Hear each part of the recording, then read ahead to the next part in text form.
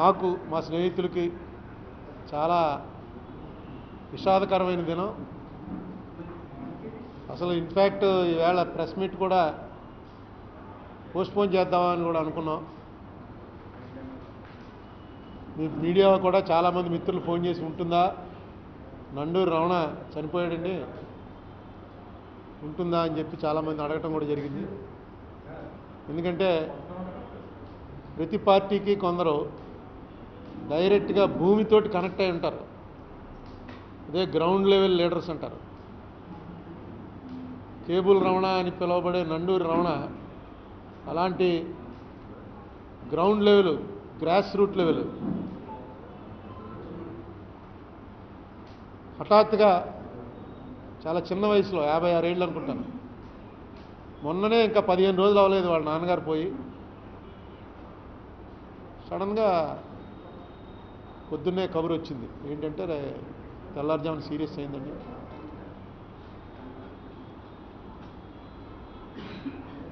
నండూరి రమణ గారికి ఉత్తమ గతులు సంప్రాప్తించాలని, మమ్మల్ని ఇంత దుఃఖంలో వదిలిపెట్టి వెళ్ళిపోయినటువంటి ఈ లోటు ఎప్పటికీ తీరేది కాదు. వాళ్ళ కుటుంబానికి కూడా నా సంతాప సానుభూతులను వ్యక్తం చేస్తున్నాను. ఇవాళ పోస్ట్పోన్ చేయవలసినటువంటి ప్రెస్ మీట్ ఎందుకు పెట్టానంటే, ఈవేళ ఈ రోజుకు ఉన్నటువంటి సిగ్నిఫికెన్స్ సరిగ్గా 8 ఏళ్ల క్రితం ఇదే రోజు ఫిబ్రవరి 18, 2014 నాడు లోక్సభలో ఆంధ్రప్రదేశ్ బిల్లు పాస్ అయ్యింది అని ప్రకటించారు. అది ఆ లోపల ఏమైందో బయట కూర్చున్న మాకు తెలీదు, లోపల కూర్చున్న వాళ్ళకు కూడా తెలియదు. ఏం జరుగుతుందో కూడా తెలియకుండా సరిగ్గా 79 నిమిషాల్లో అయిపోయింది, క్లోజ్. డిబేట్ కూడా లేదు. డిబేట్ అంటే అనుకూలం వాళ్ళు మాట్లాడాలి, ప్రతికూలం వాళ్ళు మాట్లాడాలి. ఎవరి చేత మాట్లాడించలే, ఓన్లీ ఇద్దరు అనుకూలమే, సుష్మా స్వరాజ్ గారు, జైపాల్ రెడ్డి గారు. ఇవి కూడా మనకు ఎలా తెలిసాయంటే తర్వాత రికార్డు, వెర్బాటం రికార్డింగ్ అనేది ఉంది కాబట్టి వాళ్ళు కరెక్ట్గా వెర్బాటం రికార్డింగ్ చేసి అప్పచెప్పి ప్రింట్ చేసి పంచిపెట్టారు కాబట్టి తెలిసింది. అప్పటి నుంచి నేను మొత్తుకుంటూనే ఉన్నాను. మన రాజమండ్రి ప్రెస్ వరకు మీకు కూడా అదేనండి ఇష్యూ, ఇంకేమన్నా ఉందండి అనేంత విసుగొచ్చేసింది. ఎన్నిసార్లు చెప్పినా ఇంక ఇదే కదండి, అక్కడ ఎవడో పట్టించుకునేవాడు మిమ్మల్ని. చెప్తూనే ఉన్నారు. చంద్రబాబు నాయుడు ప్రభుత్వం అయిపోయింది, జగన్మోహన్ రెడ్డి ప్రభుత్వం వచ్చింది, సగం టైం అయిపోయింది. ఏంటి ఎవరు పట్టించుకున్నారు మిమ్మల్ని? ఎందుకు ఇలా ఊరికే టైం వేస్ట్? పోలవరం పోలవరం పోలవరం అన్నారు. మేము వచ్చి గొట్టాలు పెట్టాం, మేము వచ్చి కూర్చున్నాం, మేము వచ్చి లైవ్ టెలికాస్ట్లు చేసాం. ఏముంది రాజమండ్రి ప్రెస్ అంటే ఏముందిరా, అక్కడి నుంచి అరుణ్ కుమార్ ప్రెస్ మీట్ అంటే పోలవరమో లేకపోతే రీఆర్గనైజేషన్ యాక్టో. కానీ కొత్తగా ఈ మధ్యన డెవలప్మెంట్స్లో మోడీ గారు 2 సార్లు, అమిత్ షా గారు 2 సార్లు. అమిత్ షా గారు అయితే డైరెక్ట్గా black day in the parliament అని ప్రకటించాడు. ఆయన చీకటి రోజు అంటూ ఏదైనా ఉంటే పార్లమెంట్కి అది మీరు ఆంధ్ర రాష్ట్రాన్ని విడగొట్టిన రోజే అని డైరెక్ట్గా ఫ్లోర్ ఆఫ్ ద హౌస్ పార్లమెంట్లో ప్రకటించాడు ఆయన. కాశ్మీర్ విభజన జరుగుతున్నప్పుడు, కాశ్మీర్ విభజన చేస్తుంది పద్ధతి కాదు, ఇలా చేయకూడదని కాంగ్రెస్ వాళ్ళంటే మీరేం చేశారయ్యా? మీరు చేసినంత ఘోరం అయితే మేము చేయట్లేదు, మేము తలుపులు మూసేయలేదు, టెలికాస్ట్ ఆపేయలేదు, చర్చ చేస్తున్నాం. మీరు ఆ రోజున చేసింది అదే బ్లాక్ డే అంటే ఈ దేశంలో పార్లమెంటరీ చరిత్రలో అని చెప్పాడు ఆయన. మళ్ళీ మొన్న 8వ తారీఖున మళ్ళీ ప్రెసిడెంట్ అడ్రస్కి థ్యాంక్స్ చెప్తున్న సమయంలో మోడీ గారు మళ్ళీ చెప్పాడు ఈ మాట. నేను మొట్టమొదటి మోడీ గారు 2018లో చెప్పినప్పుడు చంద్రబాబు నాయుడు గారిని కలిసి మోడీ గారే స్వయంగా పార్లమెంట్లో చెప్పాడు ఆవేళ జరిగింది అన్యాయం అని. దాని మీద ఒక డిబేటో డిస్కషనో ఏదో ఒకటి నోటీస్ ఇవ్వండి అని ఆయనకి చెప్పడం, ఆయన ఫేవరబుల్గా మాట్లాడాడు దానికి. అరే నాకు ఆ రోజున ఈ లోపల ఇలా జరిగిందని నాకు తెలియదు, నేను ఆవేళ ఢిల్లీలో అక్కడే అద్వానీ గారి రూమ్లో ఉన్నాను, కానీ ఇంత దారుణం జరిగిందని తెలియదు, వెంటనే మన వాళ్ళకి చెప్తాను, మీరు ఢిల్లీ వెళ్ళండి. ఈ కథ మీకు అందరికీ తెలుసు. సరే, అప్పుడు జరగలా.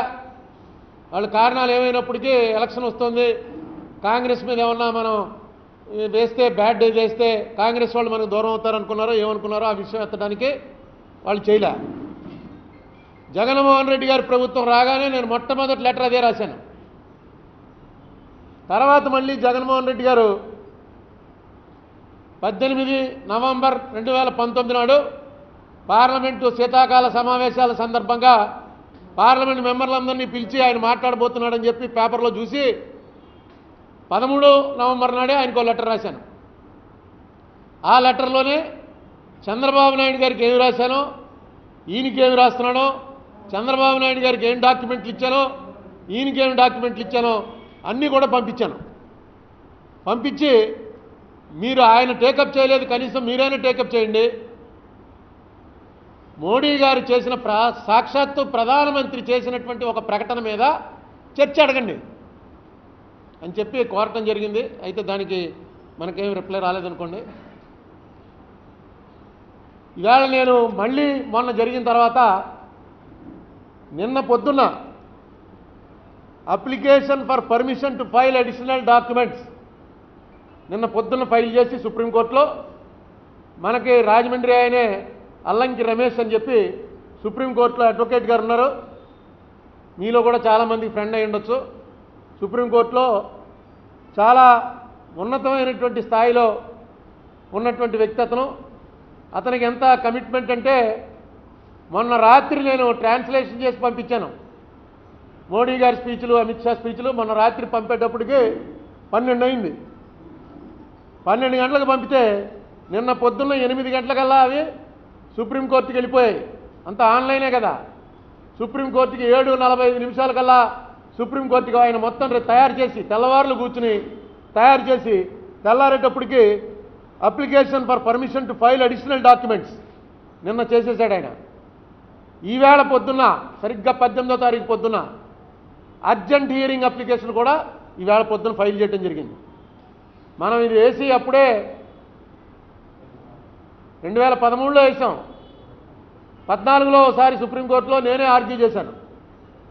వాళ్ళు ఏం చెప్పారంటే, రమేష్ గారు నాకు మీరు పార్లమెంట్ మెంబర్ కాబట్టి మీరే వచ్చి పార్టీ ఇన్ పర్సన్ ఆర్గ్యుమెంట్ చెప్తే దాని ఎఫెక్ట్ వేరుగా ఉంటుంది, పార్టీ ఇన్ పర్సన్ రండి అని చెప్పి ఆ రోజున నా చేతే ఆయన 11 నిమిషాల సేపు దత్తు గారి కోర్టులో నేను ఆర్గ్యుమెంట్ చెప్పాను.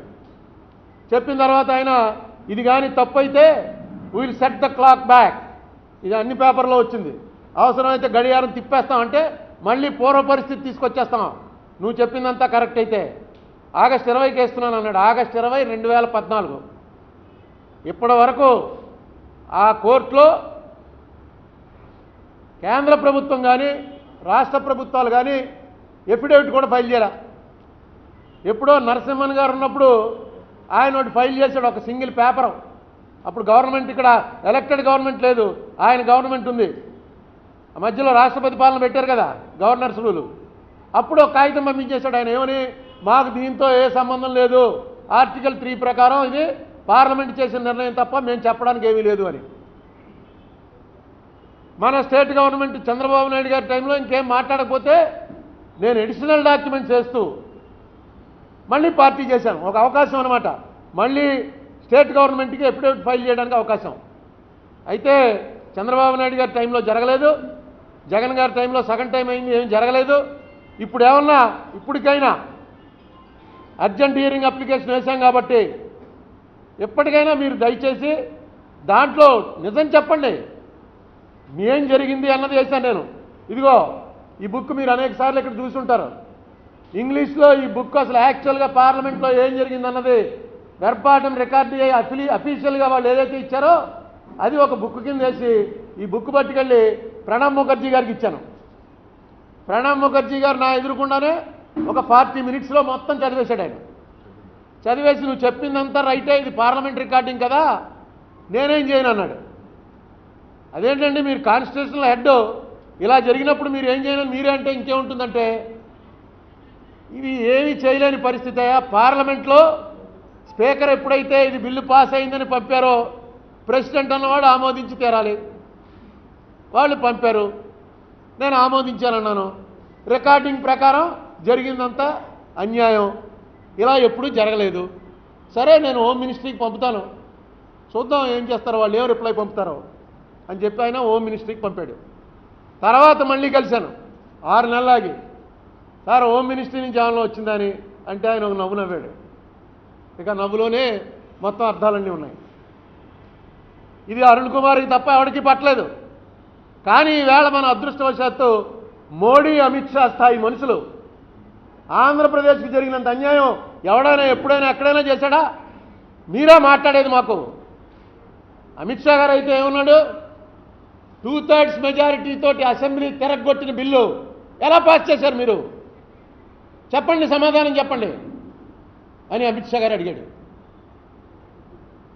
మోడీ గారు అయితే రాజకీయ ప్రయోజనాలను ఆశించి మీరు ఆ రోజున ఏవైతే విష బీజాలు నాటారో అవన్నీ పెద్ద పెద్ద చెట్లు అయిపోయి ఇప్పటికీ ఆంధ్ర తెలంగాణ ఎప్పుడు దెబ్బలాడుకు తెచ్చేలాగా మీరు ఏర్పాటు చేసి పోయారని మోడీ గారు ఆరోపించారు.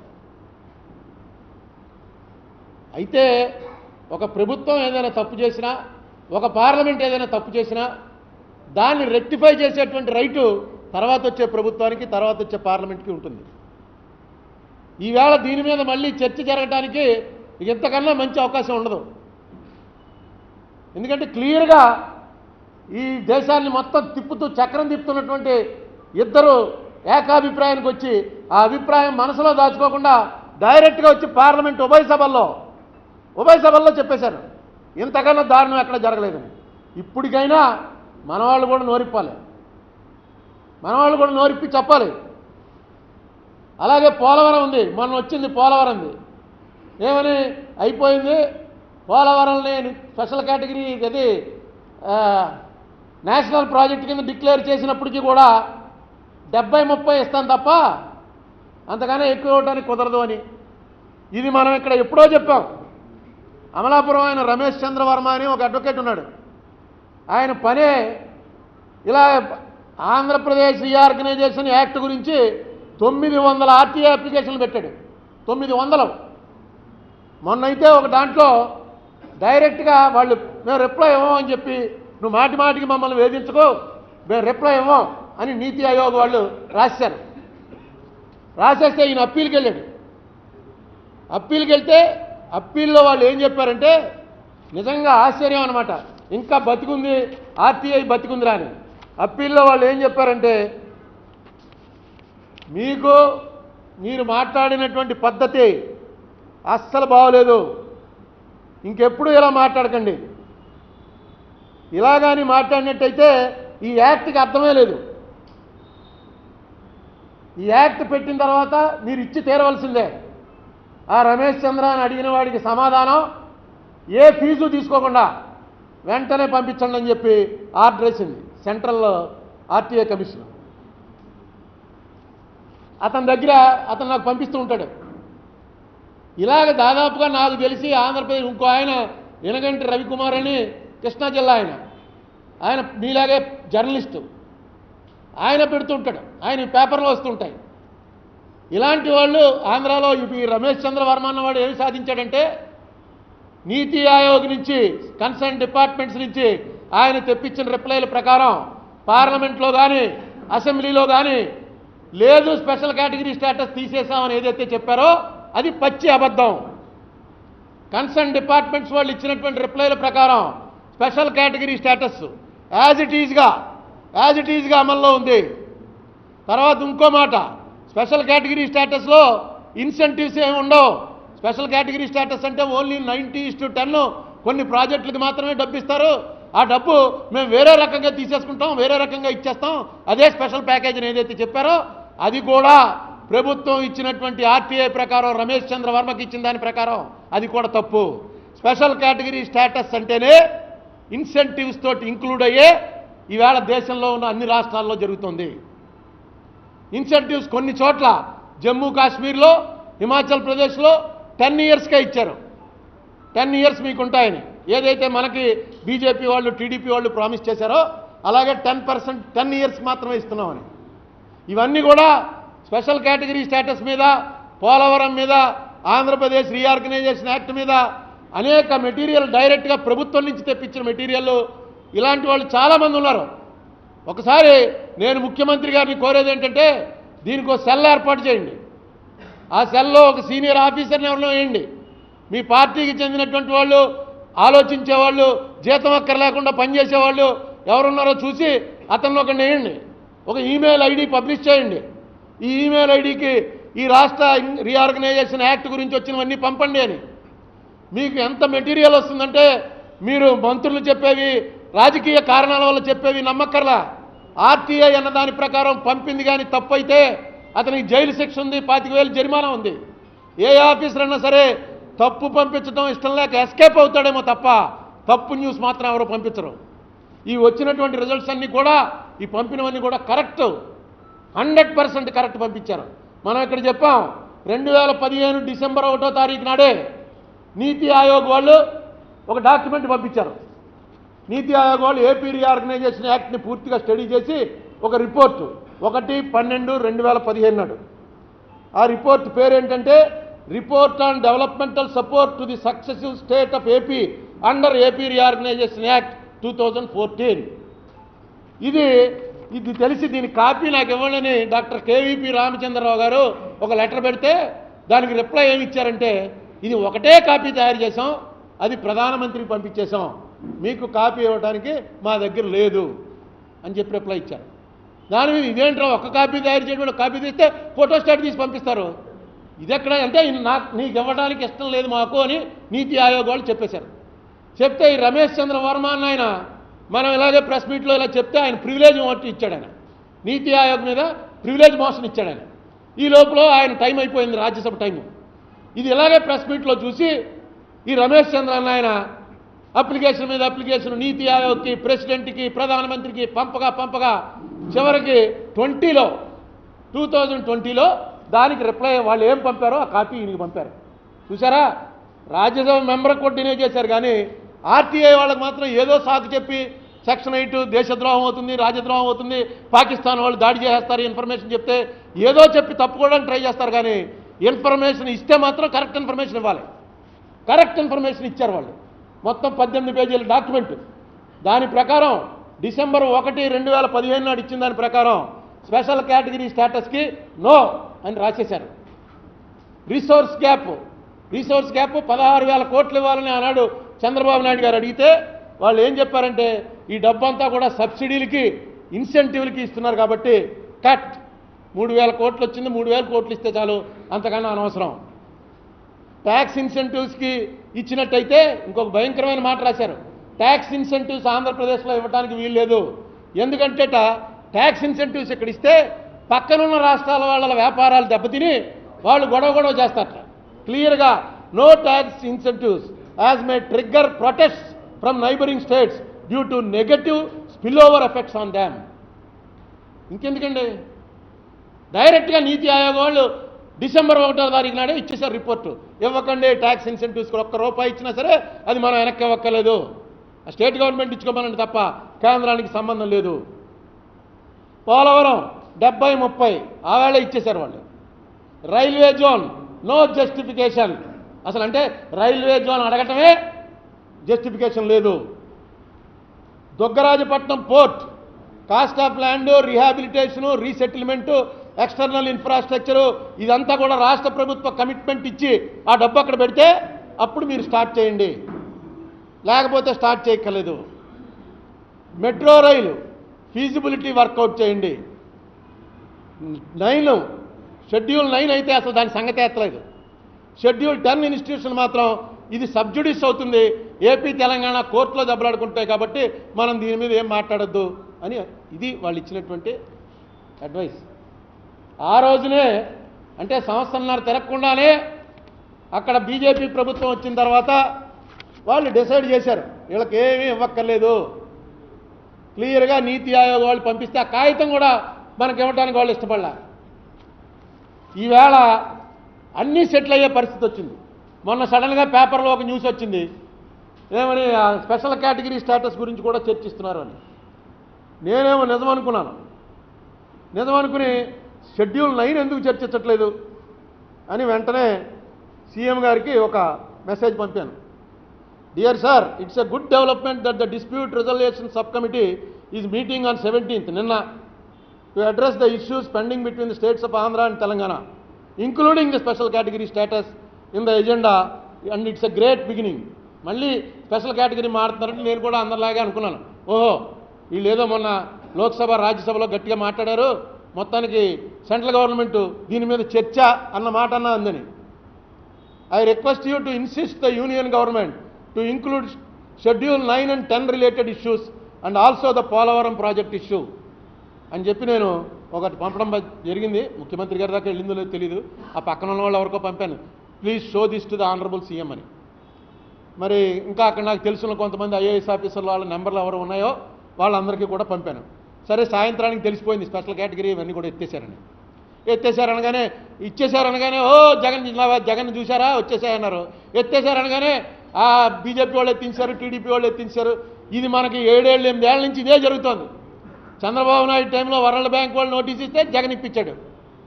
ఇప్పుడు ఏది జరిగినా చంద్రబాబు ఇప్పించాడు. అంటే ఇక వీళ్ళిద్దరూ కొట్టుకుని రాష్ట్రానికి రావాల్సినవి ఏమీ లేకుండా చేస్తారా? ఏం జరగబోతోంది? ఇస్తామని ప్రామిస్ చేసిన, పార్లమెంట్లో ప్రామిస్ చేసినవి కూడా మనం ఇంత దారుణంగా ఉంటే ఏంటి? దీనికి అసలు అతి ఏమన్నా ఉందా? అతి గతి ఉన్న రాష్ట్రం అనేది. మీకు 1వ తారీఖు 1 మే ఒక తీర్మానం చేసి మన్మోహన్ సింగ్ గారు గవర్నమెంట్ దిగిపోయింది. ఆ తీర్మానం ఏంటి? Existing guide lines of AIBP envisages even though the project of the state government, whereas the instant case the central government is mandated to execute the project. అంటే ఆదేశాలు ఇవ్వబడ్డాయి కేంద్ర ప్రభుత్వానికి ఈ ప్రాజెక్ట్ కంప్లీట్ చేయండి అని. As such with a view to expeditiously complete the project it is requested that a dispensation may kindly be considered to include the expenditure that has already been incurred on the project by the state government as the state share. అంటే అర్జెంటుగా ఈ Polavaram project పూర్తి చేయాలి కాబట్టి ఎప్పటిదాకా దాని మీద state government ఏం ఖర్చు పెట్టిందో అది స్టేట్ వాటా కింద తీసేద్దాం. In relaxation of AIBP and national project guide lines పక్కన పెడదాం, ఏఐబిపి కూడా పక్కన పెడదాం, యాక్సిలరేటెడ్ ఇరిగేషన్ బెనిఫిట్ ప్రాజెక్ట్. ఆ రెండువి కూడా గైడ్ లైన్స్ పక్కన పెట్టి it is proposed that all further expenses on Polavaram project and that of the authority may be born by the central government out of grant in aid under the scheme for the national project. మొత్తం డబ్బు మనం grant కింద ఇవ్వాలి. The present cost is 16,045 crores 2010-11 price. It's likely to increase considering time and cost over including of command area development works and increased compensation under the right to fair compensation and transparency in land acquisition, rehabilitation and resettlement act 2013. ఎంత స్పష్టంగా ఇచ్చారంటే ఈ 30,000 కోట్లు ఏదైతే డిస్ప్యూట్లో ఉందో rehabilitation, దానికి ఇవ్వాల్సిన డబ్బు, ల్యాండ్ సెటిల్మెంట్, ల్యాండ్ ఎక్విజిషను ప్రతి రూపాయి మనమే ఇవ్వాలి. దానికోసం AIBP rules, national project rules అన్ని పక్కన పెడదాం. దీన్ని స్పెషల్ కేసు కింద తీసుకుని మొత్తం మనం ఖర్చు పెట్టి ఎక్స్పీడియస్లీ దీన్ని ఖర్చు పెట్టి పూర్తి చేసి అప్పచెప్దాం. పాత ఏదైతే ఖర్చు పెట్టారో అది స్టేట్ షేర్ అందాం. ఇక నుంచి ప్రతి రూపాయి మనమే ఖర్చు పెడదాం. ఇది క్యాబినెట్ తీర్మానం, మన్మోహన్ సింగ్ గారు చేసినటువంటి క్యాబినెట్ తీర్మానం. ఇది పార్లమెంట్లో ఇచ్చింది ఇది కాదు, బిల్లులో పెట్టిన దాని మీద క్యాబినెట్ తీర్మానం కూడా చేశారు. మరి దురదృష్టం ఏంటంటే దీన్ని కూడా మనం తెచ్చుకోలేకపోతున్నాం. ఈవేళ ఒక అవకాశం వచ్చింది. నేను కోరేది ఏంటంటే ఈ అవకాశాన్ని మనం సద్వినియోగం చేసుకుంటే డెఫినెట్గా పార్లమెంట్లో చర్చ, కోర్టులో ఒక ఎఫిడవిట్ మీరు వచ్చి వేయండి, మీ కౌంటర్ ఎఫిడవిట్ స్టేట్ గవర్నమెంట్ తరఫున వేయండి. నేను వేసిన దాంట్లో ఓన్లీ పార్లమెంట్ ప్రొసీడింగ్సే వేసాను. ఈ పార్లమెంట్ ప్రొసీడింగ్స్ బుక్లోవే వేసాను, వాళ్ళు పబ్లిష్ చేసిన బుక్లోవే. అవి కరెక్ట్ని మీరు వేయండి అంతే. ఇదంతా జరిగినది ఇలా యథార్థం. ఇప్పటివరకు చరిత్రలో ఎప్పుడూ జరగని విధంగా కోర్టులో ఆర్గ్యుమెంట్లు జరుగుతాయి. ఎప్పుడూ జరగల. పార్లమెంట్ సెషన్లో జరిగిన దాని మీద కోర్టు రాకూడదని ఉంది. అయితే పార్లమెంట్ సెషన్ కనుక కాన్స్టిట్యూషన్కి వ్యతిరేకంగా చేస్తే కోర్టు ఇంటర్ఫీర్ అవ్వచ్చు. దీని మీద నేను వెంకటాచలయ్య గారని చాలా పేరున్నటువంటి, చాలా నీతి నిజాయితీ అనే పేరు పొందినటువంటి సుప్రీంకోర్టు చీఫ్ జస్టిస్ గారిని బెంగళూరు వెళ్ళి కలిసినప్పుడు ఆయన ఏం చెప్పాడంటే, ఇది ఖచ్చితంగా కోర్టులో వస్తుంది, వచ్చిన రోజు నన్ను రిక్వెస్ట్ చేసి ప్రొసీడింగ్స్ మొత్తం పబ్లిక్ టెలికాస్ట్ చేసేలాగా వీడియోలు పెట్టండి, లైవ్ టెలికాస్ట్ ఇమ్మని అడుగు. ఎందుకంటే అసలు మన కాన్స్టిట్యూషన్ ఏంటో ప్రజలకు అర్థం కావాలి. మన కాన్స్టిట్యూషన్ ఎంత కష్టపడి రాశారో ఇవన్నీ కూడా వస్తాయి. కాన్స్టిట్యూషన్లో పార్లమెంట్కు ఉన్నటువంటి వాల్యూ ఏంటి, క్యాబినెట్కు ఉన్నటువంటి వాల్యూ ఏంటి, రీఆర్గనైజేషన్ ఆర్టికల్ 3 ప్రకారం చేయాలంటే ఏం చేయాలి, ఆ రోజు పటేల్ ఏమన్నాడు, అంబేద్కర్ ఏమన్నాడు, మొత్తం జరిపినటువంటి అన్ని టాపిక్లు వస్తాయి. ఇది ఒక సెన్సేషనల్ ఆర్గ్యుమెంట్. ఇది ఎప్పుడు చెప్పాడు నాకు ఈయన? 2013లో కోర్టులో వేసే ముందు నేను బెంగళూరు వెళ్ళి ఆయన్ని కలిస్తే ఆయన చెప్పిన మాట ఇది. ఇది చాలా పెద్ద కేసు అవుతుంది, దీన్ని వదిలిపెట్టకండి, వేయండి కోర్టులో అని. సరే అప్పుడే వేసాం. కిరణ్ కుమార్ రెడ్డి గారు కూడా వేశాడు. ఒక 110 మంది వేశారు మొత్తం. కానీ అందరూ ఇంక అయిపోయింది, ఎవడూ పట్టించుకోవట్లేదు, అందరివి అలా ఉన్నాయి. నాకు అదృష్టం ఏంటంటే నేను పార్టీని పర్సన్గా 22 సార్లు వెళ్ళాను నేను ఢిల్లీకి. ఈ 8 ఏళ్లలో వాయిదా పడ్డప్పుడల్లా పార్టీని పర్సన్ కాబట్టి నేనే వెళ్ళాలి. అక్కడ మన ప్లేడర్ ఉంటే ప్లేడర్ చూసుకుంటాడు, నేను ప్లేడర్ని పెట్టకుండా నేనే పార్టీని పర్సన్ కాబట్టి వెళ్ళడం. కోర్టులో పిలవగానే లేచి నిలబడ్డాం రిజిస్ట్రార్ కోర్టులో. వాళ్ళు వచ్చారు, మిగతా వాళ్ళు రాలేదు. సరే పక్కన పెట్టండి, నెక్స్ట్ వాయిదా మళ్ళీ. ఇలా 22 సార్లు తిరిగాను. ఇప్పుడు ముసలాండ అయిపోయాను కాబట్టి ఓపిక లేదని అల్లంకి రమేష్ గారిని అడిగాను. నిన్న ఆ కాగితం కూడా పంపించమన్నాడు. వకాలత నా పేరున పార్టీని పర్సన్ అన్నది పక్కన పెట్టి ఇక్కడి నుంచి నా తరఫున రమేష్ గారు అటెండ్ అవుతాడని ఒక వకాలత కూడా పంపించడం జరిగింది. ఈ సంవత్సరం ఎలాగైనా సరే దీన్ని కోర్టులో వచ్చేలాగా, దీని మీద పార్లమెంట్లో చర్చ వచ్చేలాగా చేయమని జగన్మోహన్ రెడ్డి గారికి చేతులెత్తి నమస్కారం చేసి వేడుకుంటున్నాను. దయచేసి, ఎందుకంటే మీరు ఏం చేస్తున్నా సరే గతంలో మీరు ఏదైతే ఆరోపణలు చేశారో అవే ఆరోపణలు ఇవాళ జరుగుతున్నాయి. మీరు గతంలో చంద్రబాబు నాయుడు ఏమి చేయలేకపోయినా ఆ ఓటు నోటు కేసు గురించి ఏమీ చేయలేకపోయాడని మీరు ఆరోపణ చేస్తూ ఉండేవారు. వాళ్ళు ఏది ఫెయిల్ అయినా జగన్మోహన్ రెడ్డి కాగితం పెట్టి ఆపించేస్తున్నాడని వాళ్ళు చెప్పేవారు. ఈవేళ సరిగ్గా అదే రివర్స్ అయింది. మీరేం చేయలేకపోయినా మీ మీద ఉన్న సిబిఐ కేసుల వల్ల చేయలేకపోతున్నారని వాళ్ళు అంటున్నారు. మీరు వాళ్ళు పెట్టిన కాగితాల వల్ల మేవన్నీ ఆగిపోతున్నాయని మీరు అంటున్నారు. గవర్నమెంట్ నుంచి ప్రజలు ఎక్స్పెక్ట్ చేసేది ఏంటంటే రిజల్ట్.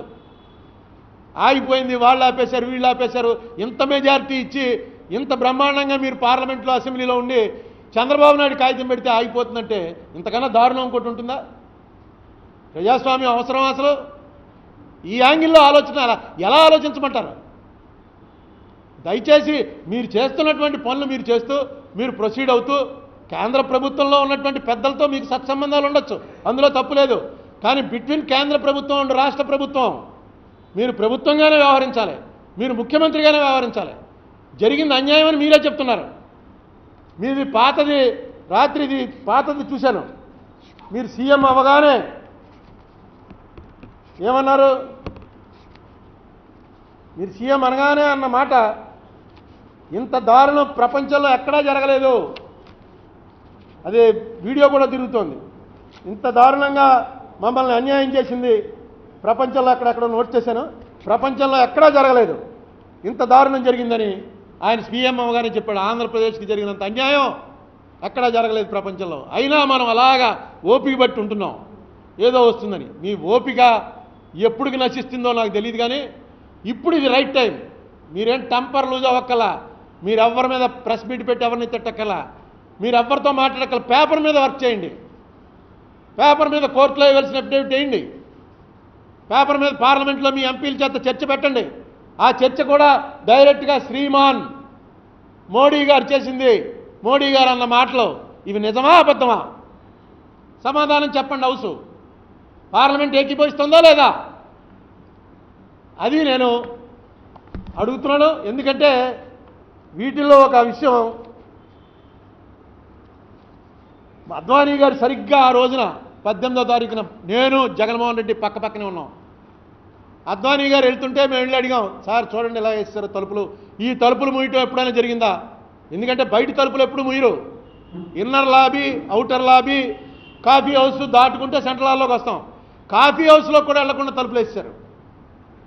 అద్వానీ గారు వెళ్తుంటే అడిగితే ఆయన నో ఇలాంటివి జరగకూడదని ఆయన వెళ్ళిపోయాడు లోపలికి. జైపాల్ రెడ్డి గారి స్పీచ్లో చెప్పాడు, పార్లమెంట్ రికార్డులో speech, when I hear the dissenting voice of Advaniji, an elder statesmen not only of the BJP but also of the country, I'm shocked. Advani గారు తప్పు అంటే, ఈ విభజన చేయడం తప్పు అని అన్నాడంటే నేను షాక్ అవుతున్నాను. ఎందుకంటే ఇంత పెద్ద లీడరు మాకు సపోర్ట్ ఇస్తాడు తెలంగాణకి అని చెప్పిన మనిషి ఆయన కూడా ఎలా మాట్లాడతాడా అని చెప్పి డైరెక్ట్గా జైపాల్ రెడ్డి గారు ఆన్ రికార్డ్ మాట్లాడాడు. ఇంకొకటి సుష్మా స్వరాజ్ గారు మాట్లాడుతూ మేము తెలంగాణకి సపోర్ట్ కాబట్టి, ఇదిగో ఆవిడన్న మాట, इसीलिए सारे विपक्ष के विरोध के बावजूद हम खड़े होकर इस बिल का समर्थन कर रहे हैं ताकि तेलंगाना निर्माण का उन बच्चों का सपना पूरा हो सके. దీని అర్థం ఏంటి? మొత్తం ఉన్నటువంటి అన్ని ప్రతిపక్షాలు వ్యతిరేకించాయని ఆవిడే కమిట్ అయింది. మేము మాత్రం సపోర్ట్ ఎందుకు ఇస్తున్నామంటే అక్కడ ఉన్నటువంటి పిల్లలు ఆత్మహత్యలు చేసుకోకుండా ఇక ఆగాలి, ఈ తెలంగాణ ఏర్పడితే ఆగుతుందన్న ఉద్దేశంతో ఇస్తున్నామని. నేను మొత్తం ఆ రోజున ఎవరెవరు అటెండ్ అయ్యారో వాళ్ళ అటెండెన్స్ రిజిస్టర్ మొత్తం నేను తెచ్చుకున్నాను, నా దగ్గర ఉంది. ఆ అటెండెన్స్ రిజిస్టర్లో బీజేపీ వాళ్ళు 30 మంది అటెండ్ అవ్వాలా, కాంగ్రెస్ వాళ్ళు అటెండ్ అవ్వాలా. ఆవేళ నిజంగా డివిజన్ జరిగి చేతులు ఎత్తినా ఇంకోటి ఎత్తినా ఏమెత్తినా బిల్లు పాస్ అవ్వదు. ఎందుకంటే అన్ని ప్రతిపక్షాలు వ్యతిరేకంగా ఉన్నాయి, రీజనల్ పార్టీస్ అన్నీ వ్యతిరేకంగా ఉన్నాయి. కానీ ఆ లెక్క తెలుసుకునే ఏదో కొత్త రూల్ ఒకటి తీసి ఎప్పుడూ అమలు చేయని రూలు, ఆ రూల్ ప్రకారం చేస్తామని చెప్పి ఆ రూలు కూడా అమలు చేయకుండా ఆ చేతులు కూడా లెక్కెట్టకుండా అయిందనిపించారు. మనం ఇలాగే ఉందామా, మనల్ని ఏం చేసినా సరే ఏ బాధ లేదు, ఇలాగే బతికేస్తామండి మేము అని ఇలాగే బతికేద్దామా, లేకపోతే లేదు పార్లమెంటరీ ప్రొసీడింగ్స్లోకి వెళ్ళడానికి ఎన్ని రకమైనటువంటి అవకాశాలు ఉన్నాయో, కోర్టులోకి వెళ్ళడానికి ఎన్ని రకాల అవకాశాలు ఉన్నాయో అన్నిటినీ యూటిలైజ్ చేసుకుందామా. ఈవేళ 8 ఏళ్లు పూర్తయిన సందర్భంగా ఈవేళ జగన్మోహన్ రెడ్డి గారిని ఒక్కసారి ఆలోచించవలసిందిగా కోరుతున్నాను. ఎందుకంటే ఆయన కూడా మాతో పాటు రాజీనామా చేసి రాజీనామాలు ఆమోదించండి అంటూ రోజు వెల్లోకి వెళ్ళి పార్లమెంటరీ ప్రొసీడింగ్స్ని అబ్జెక్ట్ చేస్తూ వెల్లో నినాదాలు ఇస్తూ ఒకరోజు కాదు దాదాపు ఒక సెషన్ మొత్తం, ఇంకో సెషన్ సగం 35 రోజులు 40 రోజులు వచ్చింది. అన్ని రోజులు అలా కూర్చోవడం, అలా నుంచోవడం, అరుస్తూ ఉండటం. ఈయన కూడా మాతోటే నుంచి నడిచాడు. ఆ రోజున మమ్మల్ని బయటికి గంటేసి తలుపులేసినప్పుడు ఈయన మాతో బయట కూర్చుని మేమంతా కలిసి కూర్చున్నాం. మా పక్కనే వచ్చి మార్షల్స్ నిలబడి ఉన్నారు, లేస్తే మా వెనకాల కూడా వస్తున్నాడు. ఏదో ఒక భయంకరమైనటువంటి దొంగలను చూసినట్టుగా, దోపిడీదారులను చూసినట్టుగా, బాంబులు జేబులో పెట్టి తిరిగేవాడిని చూసినట్టుగా ఆ రకంగా వాళ్ళు ప్రవర్తించారు. ఈవేళ జరిగింది తప్పని పార్లమెంటరీ ప్రొసీడింగ్సే వచ్చి దాన్ని ప్రధానమంత్రి, హోంమంత్రి కూడా ఒప్పుకున్నాక ఇంకా మనం నోరు మెదపకపోతే ఇంతకన్నా పనిష్మెంట్ ఉంటుందా మనకి? ఇది జగన్మోహన్ రెడ్డి గారు. చంద్రబాబు నాయుడు గారు నేను అడిగినప్పుడు ఆయన ఏం చెప్పాడంటే, అరే నాకు ఇంత దారుణం తెలియదే, నేను ఆ పక్కన అద్వానీ గారు రూమ్లో ఉన్నాను కానీ టీవీ గీవీ అన్నీ ఆపేశారు, ఏంట్రా ఈ అన్యాయం అనుకున్నాను, కానీ మిమ్మల్ని బయట పెట్టిన సంగతి కూడా నాకు తెలీదు, మిమ్మల్ని అందరినీ సస్పెండ్ అంటే మేము అందరం సస్పెండ్ అయిపోయి బయట ఉన్నామండి. మీ పార్టీకి చెందినటువంటి 3 ఎంపీలు, ఎందుకంటే ఒక ఆయన తెలంగాణ ఎంపీ, మీ పార్టీకి చెందిన 3 ఎంపీలు, జగన్మోహన్ రెడ్డి పార్టీకి చెందిన 2 ఎంపీలు, కాంగ్రెస్ పార్టీకి చెందిన మేము అందరం అక్కడ బయట వచ్చి కూర్చున్నాం. బయట కూర్చుని ఏం చేస్తాం, టీవీలోనూ ఏం కనపట్లేదు, లోపల ఏమవుతుందో తెలియదు. ఒక అరగంటలో అందరూ బయటకు వచ్చారు. ఏంటంటే ఏమయ్యా మాకు తెలియదు అన్నారు. ఏం జరిగింది లోపలంటే వాళ్ళకి తెలియదు. తర్వాత టీవీ బాగా సాయంత్రం అయిన తర్వాత బిల్లు పాస్ అయిందని వచ్చింది.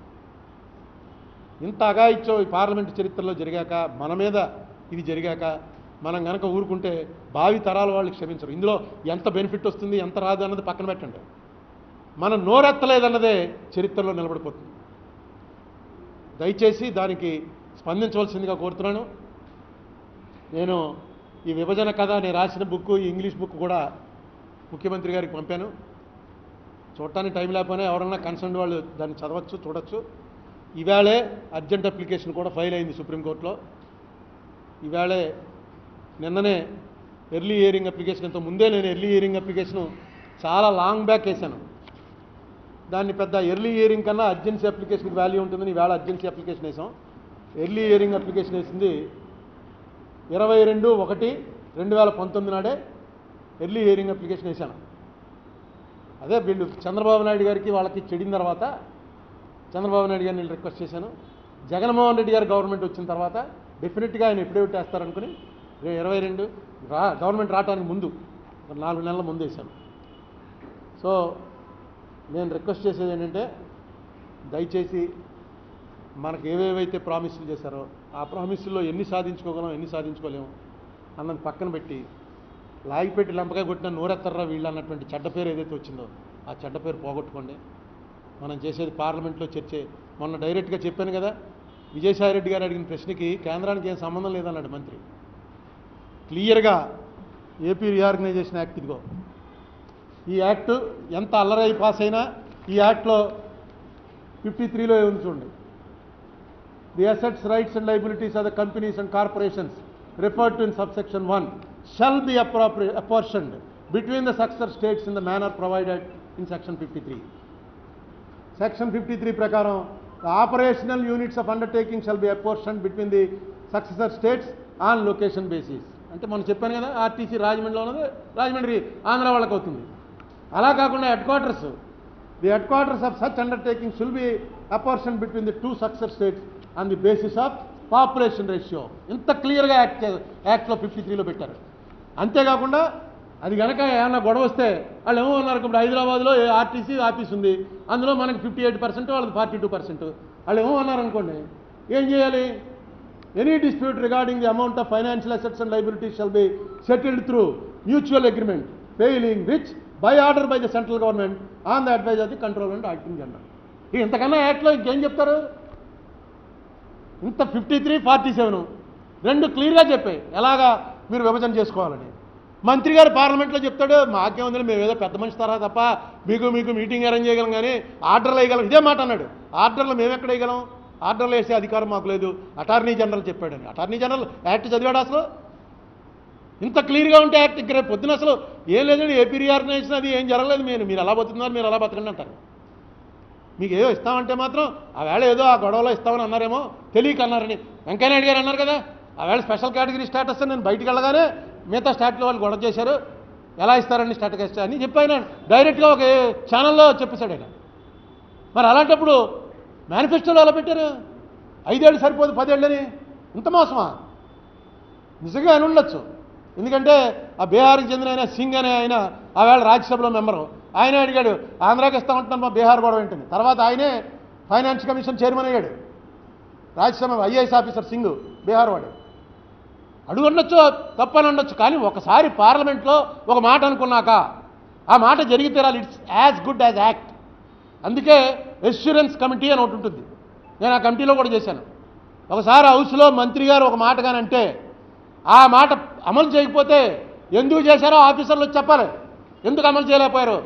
మళ్ళీ మంత్రి గారు తర్వాత అక్కర్లేదన్నారంటే అని చెప్పడానికి లేదు. పార్లమెంట్లో చెప్పిన తర్వాత జరిగి తెరవలసిందే. దానికే ఎష్యూరెన్స్ కమిటీ అని ఉంటుంది. పార్లమెంట్లో అంత క్లియర్గా అపోజిషన్ వాళ్ళు అడిగిన దానికి ప్రధానమంత్రి గారు ఒప్పుకుంటే అపోజిషన్ జైట్లీ గారు లేచి 5 ఏళ్ళు సరిపోదు 10 ఏళ్ళు ఉండాలని, వెంకయ్యనాయుడు గారు 5 ఏళ్లలో ఏం జరుగుతుందా, మీరు ఇచ్చే ట్యాక్స్ ఇన్సెంటివ్స్ అవి 5 ఏళ్ళకి ఏం సరిపోతాయని ఆయన చెప్పి ఎన్నిసార్లు మనం ఇక్కడ మాట్లాడుకున్నా, ఒక్కసారి రాష్ట్ర ప్రభుత్వం కనుక ఎస్ ఏపీ రీఆర్గనైజేషన్ యాక్ట్ విషయంలో we're not going to compromise with anyone, అలాగే ఈ యాక్ట్ జరిపినటువంటి విధానం విషయంలో పార్లమెంట్కి క్షమాపణ చెప్పాలి. ఇప్పుడేమి మళ్ళీ రీయునైట్ ఇదేం కాదు. వాళ్ళు నాకు ఇంకోటి అర్థం కాదు, తెలంగాణ వాళ్ళకి ఎందుకు ఇంత కోపం వస్తుందో. తెలంగాణ విభజన తప్పని ఎవడన్నా అన్నాడా?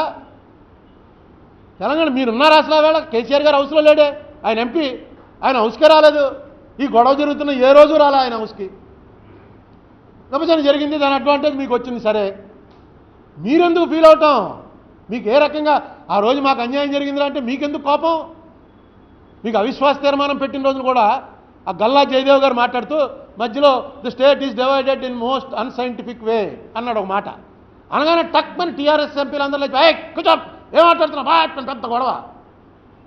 నేను అనుకున్నాను ఇదేంట్రా ఎంత గొడవ చేస్తున్నారు, అది తప్పన్నదే ఉంది అందరూ అంటుందే కదా అనుకున్నాను. ఎందుకంటే అప్పటికే ప్రధానమంత్రి గారు కూడా అన్నాడు. అదే రోజు మధ్యాహ్నం జీవీఎల్ నరసింహారావు గారు అనే బీజేపీ ఎంపీ గారు రాజ్యసభలో డైరెక్ట్గా దీన్ని మోస్ట్ అన్సైంటిఫిక్గా మోస్ట్ తప్పుడు విధానంలో ఈ బిల్లు పాస్ చేశారు అని చెప్పి రాజ్యసభలో ఆయన అన్నాడు. రాజ్యసభలో ఉన్నటువంటి టీఆర్ఎస్ ఎంపీలు ఎప్పుడు మాట్లాడాలి. అంటే మనకు అన్యాయం జరిగిందని మనం అనకూడదనమాట.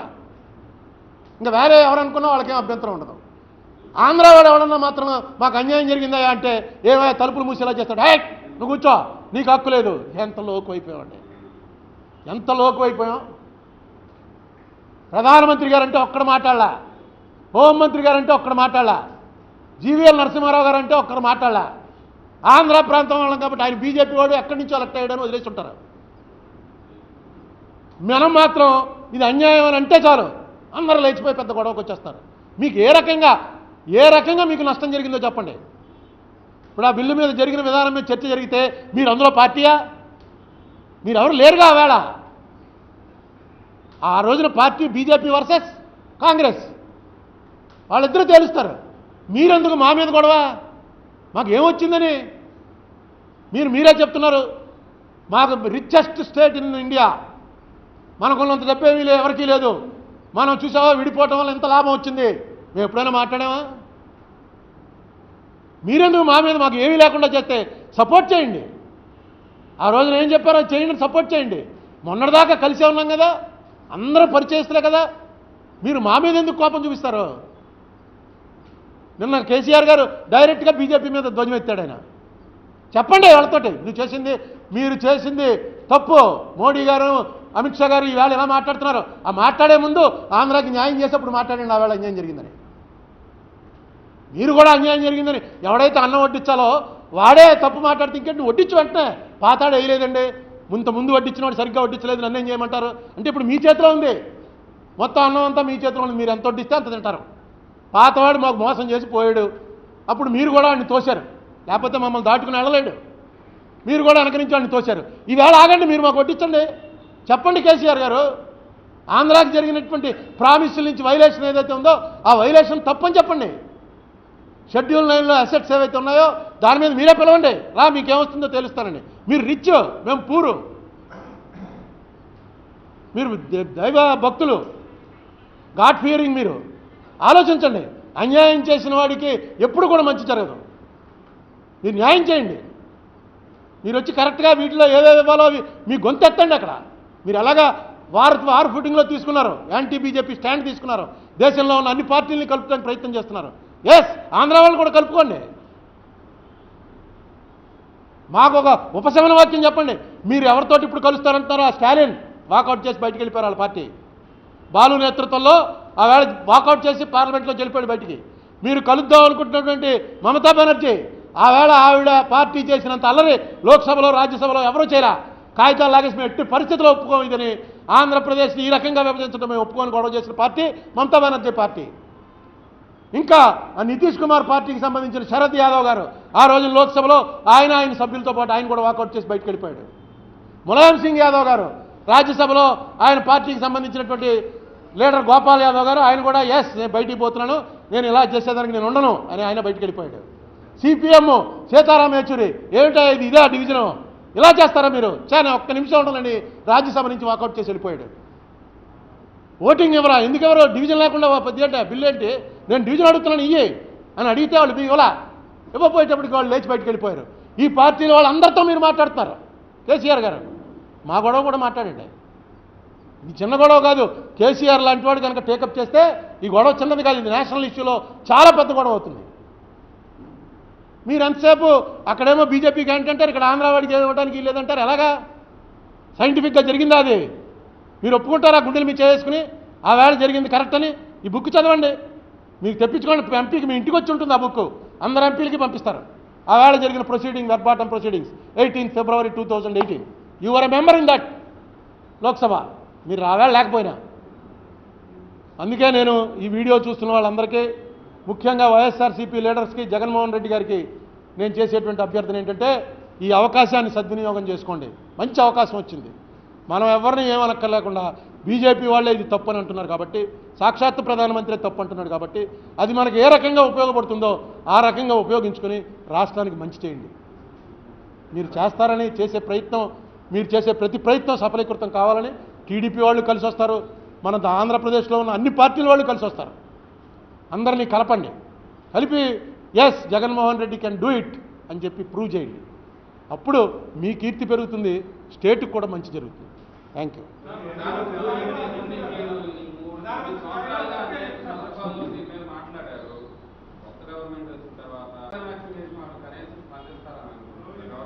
స్పందిస్తారని అనుకోకపోతే ఎందుకు పెట్టడం? స్పందిస్తారని అనుకోవాలి కదా పాజిటివ్గాను. అంటే ఈ 2 ఏళ్లలో నేను ఇంతకుముందు కూడా చెప్పాను, జగన్మోహన్ రెడ్డి వచ్చిన తర్వాత 2 ఏళ్లలో మనం చెప్పడానికి కూడా కోవిడ్ అడ్డం వచ్చింది. ఇంకా మాస్కులేషనే ఉన్నాం. కోవిడ్ అడ్డం వచ్చింది ఒకటి. పార్లమెంట్ ఏమో ఆన్లైన్ వ్యవహారం అవి అని చెప్పి అలా పోస్ట్ పోన్ ఏదో జరగాలి కాబట్టి జరిగింది తప్ప పార్లమెంట్ జరగాల. సరిగ్గా మొన్న పార్లమెంట్ నుంచే కరెక్ట్గా అందరూ కూర్చుని పార్లమెంట్ స్టార్ట్ అయింది. సో ఇప్పుడు ఆ పార్లమెంట్లో కూడా ఆయన అన్నాడు కాబట్టి, లేకపోతే ఎప్పుడో 4 ఏళ్ల క్రితం మోడీ గారు అన్న మాటకి, 2 ఏళ్ల క్రితం అమిత్ షా అన్న మాటకి ఇప్పుడు ఏంటయ్యా అంటే అనకుండా మొన్న ఫిబ్రవరి 8వ తారీఖున మళ్ళీ అన్నాడు ఆయన. అంతకుముందు ఫిబ్రవరి 7, 2018, ఇప్పుడు ఫిబ్రవరి 8, 2022 మళ్ళీ మోడీ గారు అన్నాడు కాబట్టి ఇప్పుడు అందిపుచ్చుకోండి. మాటికి మీరే చెప్తున్నారు కదా అని, అది నా ఉద్దేశం. స్పందించాలని నేను కోరుతున్నా. అధికారం స్పందిస్తుందా లేదా అని నేను జోష్యం చెప్పలేను కానీ ఎందుకంటే చంద్రబాబు నాయుడు గారు స్పందించాడు. Chandrababu Naidu as an individual స్పందించాడు కానీ పార్టీగా వాళ్ళు రాజకీయం ఆలోచించుకుని నేను అడిగినవి చేయలే. ఇండివిజువల్గా నాతో మాట్లాడినప్పుడు మాత్రం ఖచ్చితంగా చంద్రబాబు నాయుడు నా లెక్క ప్రకారం నేను చెప్పిన వాటితో ఏకీభవించాడనే నేను అనుకుంటున్నాను. తర్వాత నేను ఢిల్లీ వెళ్ళి వాళ్ళ పార్టీ ఎంపీలతో మాట్లాడిన తర్వాత వాళ్ళు లెక్కలు వేసుకుంటారు. ఇప్పుడు కాంగ్రెస్ మీదకి వెళ్తుందేమో ఇదంతా, మనం ఆల్రెడీ బీజేపీతో గొడవ పెట్టుకున్నాం, ఇప్పుడు కాంగ్రెస్తో కూడా గొడవ పెట్టుకుంటే ఏంటి అని ఏమో ఆలోచన చేసుకుంటారు. పెడతాననే చెప్పారు నాకు. నేనే ఇచ్చాను కాగితాలన్నీ, సంతకాలు పెట్టించి ఎవరెవరు పెట్టాలో మేము చూసుకుని పెట్టిస్తామండి అని అన్ని కాగితాలు తీసుకున్నారు. పెట్టలేదు. కోర్టులో వేస్తామన్నారు, వేయలేదు. ఈవేళ జగన్మోహన్ రెడ్డి గారు వచ్చాడు. జగన్మోహన్ రెడ్డి గారు అదే పని చేద్దామని అనుకుంటే మనం ఏం చేయలేం. ఏమో ఇతను డిఫరెంట్గా ఆలోచిస్తాడేమో, స్టేట్కి సంబంధించినంత వరకు వెళ్దామని అనుకుంటాడేమో. ఎందుకంటే ఇతను ఇంతకుముందు ఎక్స్పీరియన్స్ ఉన్నటువంటి మనిషి కాదు. ఇది ఫస్ట్ టైము ఈయన చీఫ్ మినిస్టర్ అవటం, కానీ మంత్రి కూడా చేయలే. ఏదో అంతకుముందు నెల ఎంతో ఎంపీ చేశాడు, పార్లమెంటు కూడా ఎప్పుడు రాలా. అటువంటి మనిషి ఇవాళ వచ్చాడు కాబట్టి ఒక పొలిటీషియన్గా కాకుండా ఒక స్టేట్ హెడ్గా ఆలోచిస్తాడేమో అని నా ఈ ప్రయత్నం. ఒకవేళ నాది భ్రమ అయిందనుకోండి, సరే ఏమైంది, పోతున్నాం, అందరం పోతున్నాం. నేను ఒక్కడనే ఏం పోవట్లే, మనం అందరం పోతున్నాం, స్టేట్ అంతా పోతుంది.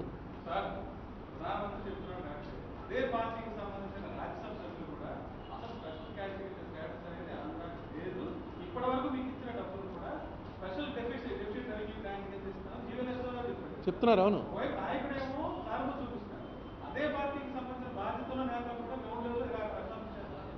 ఆయన సానుభూతి చూపిస్తున్నది మిమ్మల్ని లెంపకాయ కొట్టేశారన్న దానిలోనే సానుభూతి చూపిస్తున్నాడు కానీ లెంపకాయ కొట్టి మెడలో చైన్ అట్టు పోయారన్న విషయం ఆయన మాట్లాడలా. జీవీఎల్ నరసింహారావు గారు ఏమంటాడంటే చైన్ మాది కాబట్టి పట్టుకుపోయామంటున్నాడు.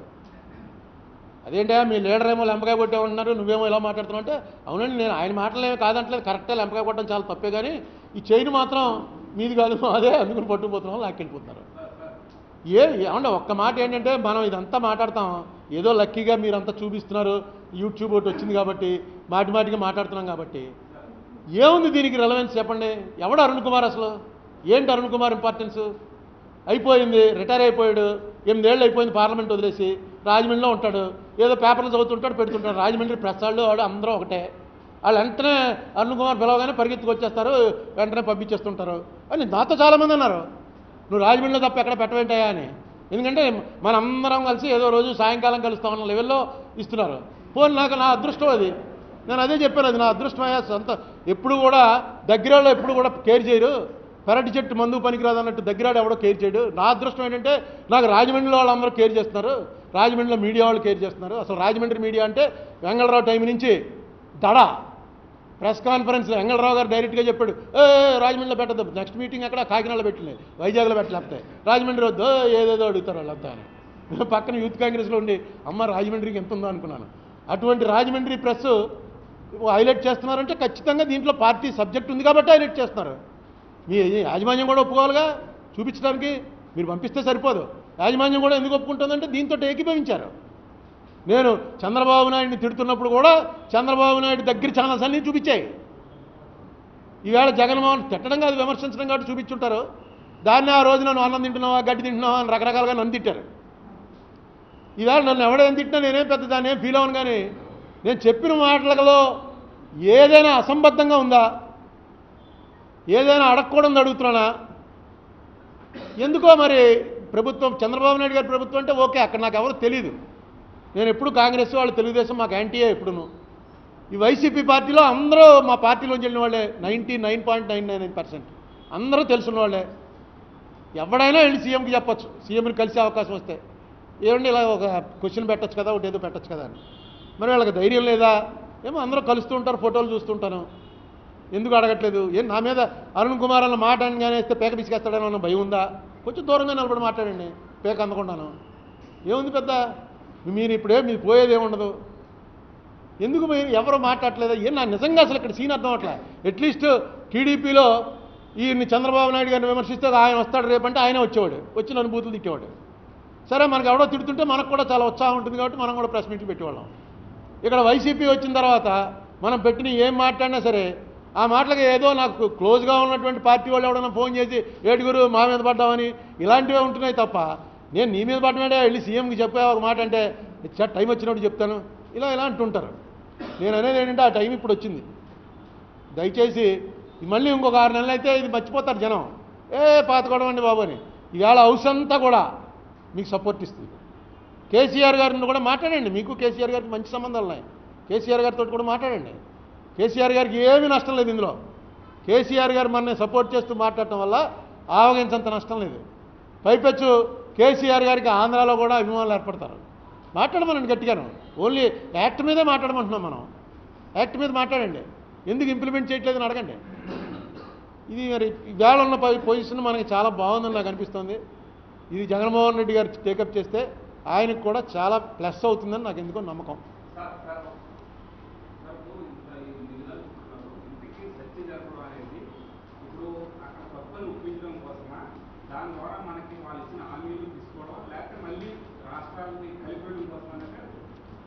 మనకి ఏవైతే ఆ అఘాయిత్యం కింద చెప్పానే లాయబెట్టి లంపగా కొట్టి చేయనట్టు పోయారని ఆ చైన్ వెనక్కి ఇచ్చేయడానికి అంతే. లంపగా కొట్టినందుకు వాళ్ళకి శిక్ష అక్కర్లేదు.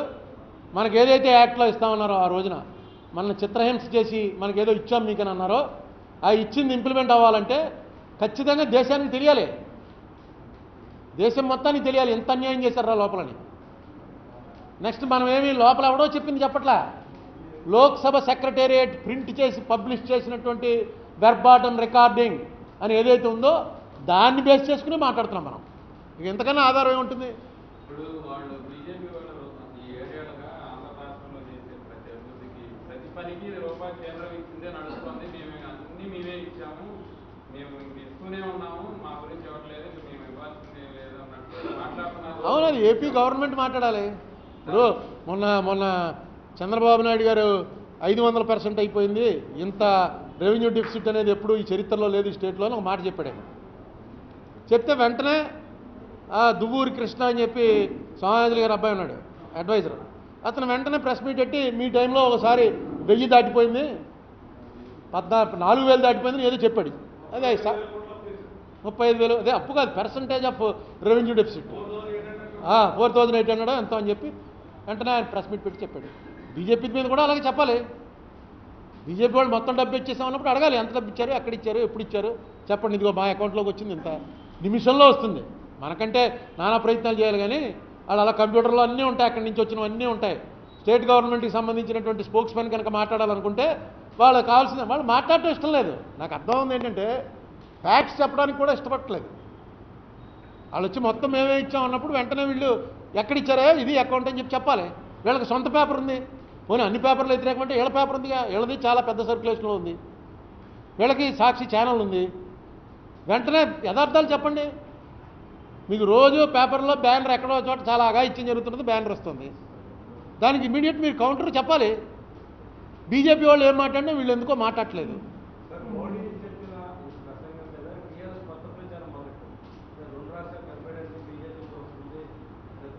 అదే వాళ్ళకి ఓట్ల కోసం ఏ పార్టీ అయినా అంతే. ఆ రోజు కాంగ్రెస్ చేసింది రాజకీయంగా ఆలోచించే, ఆ రోజు బీజేపీ సపోర్ట్ ఇచ్చింది రాజకీయంగా ఆలోచించే, మిగతా వాళ్ళెవ్వరికీ రాజకీయంగా ఏం సంబంధం లేదు కాబట్టి వాళ్ళు ఏం పట్టించుకోలేదు.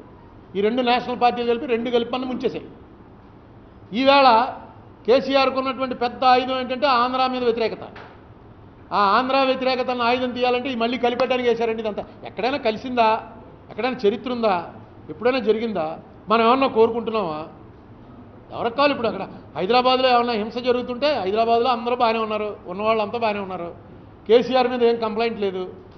అప్పుడప్పుడు కేసీఆర్ తిడుతూ ఉంటాడు, ఎందుకంటే వాళ్ళ ఓట్ల కోసం. చంద్రబాబు నాయుడు ప్రచారంకి వెళ్తే వెంటనే మొత్తం చంద్రబాబు నాయుడు బ్యాక్ డోర్లో ఉండి తన మనుషులను పెట్టడానికి వచ్చాడు, ఆంధ్ర పరిపాలన మళ్ళీ కావాలా అని మొదలుపెట్టాడు. అదే కేసీఆర్కి మనం ప్లస్ అయింది. ఈవేళ బీజేపీ మీద ప్రచారం ప్లస్ అవ్వాలని ప్రచారం చేస్తున్నాడు ఆయన. మీకు ఆంధ్ర మీద జరిగినటువంటి ఘోరాన్ని కేసీఆర్ కనుక చెప్పినట్టయితే డెఫినెట్గా కేసీఆర్ ప్లస్ అవుతుంది. ఎందుకంటే కేసీఆర్ తెలంగాణ బాగుండాలని కోరుకుంటున్నాడు తప్ప ఆంధ్ర పాడైపోవాలని కోరుకోవట్లేదుగా. ఆంధ్ర మీద ఇది ఆ వ్యతిరేకత, ఆ విరోధత్వం చూపిస్తే ఓట్లు వస్తారా అని చెప్పి ఆయన ఉద్దేశం. అందుకే మొన్న ఆయన కొడుకు ఆ మాట చెప్పాడు, ఈ ఇద్దరిని కలిపేద్దామని చూస్తున్నారండి. అది జరిగే పని కాదు, అసాధ్యం. మీరు కూడా చేయలేరు. ఏం కాదు, కేసీఆర్ గారి పార్టీయే కలిపేద్దామని ప్రయత్నం చేసినా సరే జరిగే పని కాదు ఇది. అలాంటిది మనకు లేవు. మనకు ఉన్నటువంటి కాన్స్టిట్యూషన్లో అలాంటి ఏర్పాట్లు ఏం లేవు. అందుకని ఇది కేవలం రాజకీయంగా చేస్తున్నదే తప్ప దీంట్లో ఏమాత్రం ఎసెన్స్ లేదు. అంటే జనరల్గా ఇది మర్డర్ కేసు. మర్డర్ కేసులో కన్సర్న్డ్ ఆఫీసర్స్ని విచారణ చేయనివ్వాలి. ఎందుకంటే ఇది ప్రాణాలు పోయేటువంటి అంత సీరియస్ కేసులు ఇవి. నేను ఇంతకుముందు కూడా చెప్పాను. సో డెఫినెట్గా వాళ్ళని తెలుగుదేశం వాళ్ళు మాట్లాడినా తప్పే, వైసీపీ వాళ్ళు మాట్లాడినా తప్పే. వాళ్ళు ఇచ్చినటువంటి ఇన్వెస్టిగేటివ్ ఏజెన్సీ వాళ్ళని చేయనివ్వండి. చేసి ఛార్జ్షీట్ ఫైల్ చేసిన తర్వాత కోర్టులో సంబంధిత అడ్వకేట్లు చెప్తారు తప్పా రైటా అన్నది. మనం ఇక్కడ విచారణ చేసేయటం, మనమే టీవీ ఛానల్స్లో కూర్చుని శిక్షలు ఖరారు చేసేసి మొత్తం వటాలు పంపించేస్తే ఇది ఎంత సెన్సిటివ్ ఇష్యూస్ అంటే మర్డర్ కేసు అన్నది పొరపాటున తప్పు చేయని వాడికి కానీ లోపలికి వెళ్ళిపోతే మాత్రం అది. అందుకే మన లా దేని మీద బేస్ అయిందంటే 100 మంది తప్పు చేసిన వాడు పోయినా పర్లేదు, కానీ తప్పు చేయని వాడు ఒక్కడ కూడా శిక్షింపబడకూడదు. అది మనకి ఫండమెంటల్ లా. ఎట్టి పరిస్థితి. అందుకని ఎవడు తప్పు చేశాడో వాళ్ళు పట్టుకుంటున్నారు, ఇన్వెస్టిగేషన్ చేస్తున్నారు. ఇన్వెస్టిగేషన్ చేస్తున్న వాళ్ళ మీద కేసులు పెడుతున్నారు. రకరకాలుగా జరుగుతుంది. వాళ్ళేం వదలా. ఎవరైతే ముద్దాయిలు ఉన్నారో వాళ్ళు చేస్తున్నారు. వాళ్ళేమే రోడ్డు పక్కన పోయేవాళ్ళు కాదు, అమాయకులు కాదు. అందుకని వాళ్ళు చేసుకుని జరగనివ్వండి. మనం దాని మీద కామెంట్స్ అనవసరం. సింగపూర్ ప్రధానమంత్రి డైరెక్ట్గా మోడీ కానీ లేకపోతే జరుగుతున్న తీరు కానీ చాలా దారుణంగా తీసుకొస్తున్నారు. అలాంటి మోడీ నాయకత్వంలో మనకి న్యాయం జరుగుతుంది. 2 ఏళ్ళు సింగపూర్ ప్రధానమంత్రి మాట్లాడింది ప్రపంచంలో ఏ దేశానికి సంబంధించినటువంటి అగ్రనాయకులైనా అదే మాట్లాడతారు. ఎందుకంటే జవహర్లాల్ నెహ్రూ ఒక దేశానికి, మన దేశానికి సంబంధించిన వాడు కాదు, అలీన ఉద్యమం అన్న దాని ద్వారా ప్రపంచంలో ఒక ముద్ర వేశాడు. జవహర్లాల్ నెహ్రూట ఎవడో ఇండియాలో ఒకడు వచ్చాడు, వీడు మాట్లాడుతుంది ఏంటి, సెన్సిబుల్గా మాట్లాడుతున్నాడు. ఎందుకంటే ఆవేళ పరిస్థితి రష్యా వర్సెస్ అమెరికా. దేశం అనేది వాళ్ళతోటో ఉండాలి. వాళ్ళిద్దరే రౌడీ పోలీసును. వాళ్ళిద్దరూ అలా ఉంటే జవహర్లాల్ నెహ్రూ అనేటువంటి ఒక మహాపేద దేశానికి సంబంధించిన ఒక ప్రధానమంత్రి అనేవాడు ఇక్కడ వాళ్ళని ఎలా చూసేవారు? అప్పుడు వాళ్ళకి చదువు రాదు, సంజయ్ రాదు, ఏమీ తెలియదు వాళ్ళకని. అలాంటి వాడు వచ్చి వాళ్ళతో కూడా కలవకుండా మనం వేరే ఉండొచ్చు అనేటువంటి ఒక ప్రపోజల్ పెట్టి దానికి అనేక దేశాల లీడర్స్ని ఆకర్షించి తీసుకుని ఫామ్ చేయగలిగాడు. Jawaharlal Nehru is a visionary. Nehru గురించి ప్రపంచంలో ఎక్కడ మాట్లాడినా అదే మాట్లాడతారు. ఇక గాంధీ ఈజ్ ఎ సెయింట్, మహాత్ముడు. మీకు చెప్పాను కావచ్చు ఇంతకుముందు గినీ అనే ఒక దేశం వెళ్ళాను. ఎక్కడ? అమెరికా కేసు ఉండే ఆఫ్రికా దేశం, ఇటేపుది కాదు, ఈ కీన్యా సౌత్ ఆఫ్రికా వైపు కాదు, ఆ చివర. ఎలా ఉంటుందంటే అక్కడ బ్యాక్వర్డ్నెస్, ఫ్రెంచ్ గిని అది. అంటే ఫ్రెంచే మాడతారు వాళ్ళు, ఎవరికి ఇంగ్లీష్ కూడా రాదు. అక్కడ బ్యాక్వర్డ్నెస్ ఎలా ఉంటుందంటే ఒక ఊరు తీసుకెళ్తే ఆ ఊరిలో అసలు స్లాబ్ కానీ పెంకుటిల్లు కానీ లేదు, అన్నీ పాకలే. ఆ ఊరు సర్పంచ్ వచ్చాడు, వాడు ఇక్కడ దాకా వేసుకుని వచ్చాడు, ఒంటి మీద చొక్కా కూడా లేదు.